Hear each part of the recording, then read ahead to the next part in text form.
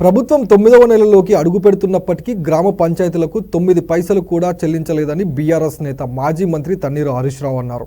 కాంగ్రెస్ హయాంలో గ్రామ పంచాయతీలు తీవ్ర నిర్లక్ష్యానికి గురవుతున్నాయని విమర్శించారు. కాంగ్రెస్ సర్కార్ హయాంలో పంచాయతీలు తీవ్ర నిర్లక్ష్యానికి గురవుతున్నాయని మాజీ మంత్రి తన్నీరు హరీష్ రావు ట్విట్టర్లో ఆరోపించారు. పెండింగ్ బిల్లులు చెల్లించకపోవడంతో పారిశుద్ధ నిర్వహణ కష్టంగా మారిందని తాము చెబుతుంటే ప్రభుత్వం ఉలిక్కి పడుతుందని ఆక్షేపించారు.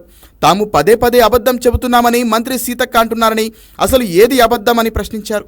రేవంత్ సర్కార్ 9వ నెలలోకి అడుగు పెడుతున్న గ్రామ పంచాయతీలకు ఇప్పటికీ 9 పైసలు కూడా చెల్లించలేదనేది అబద్ధమా అని నిలదీశారు. కేంద్రం నుంచి ఉపాధి హామీ, హెల్త్ మిషన్ వంటి పథకాల కింద వచ్చిన 2100 కోట్ల రూపాయల నిధులను గ్రామాలకు ఇవ్వకుండా దారి మళ్లించింది అబద్ధమా అని ఆరోపించారు.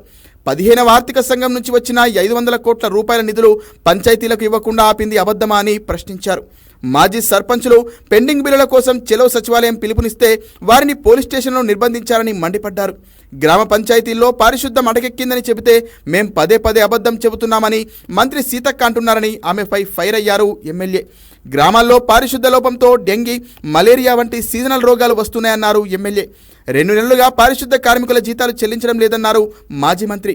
8 నెలలుగా జెడ్పీటీసీ సభ్యులు, ఎంపీటీసీ సభ్యులకు గౌరవ వేతనం ఇవ్వడం లేదని విమర్శించారు. ఈ ప్రభుత్వం వాస్తవాలను అంగీకరించకుండా, సమస్యలు పరిష్కరించకుండా ప్రతిపక్షాల గొంతు నొక్కాలనుకోవడం సరికాదన్నారు హరీష్ రావు.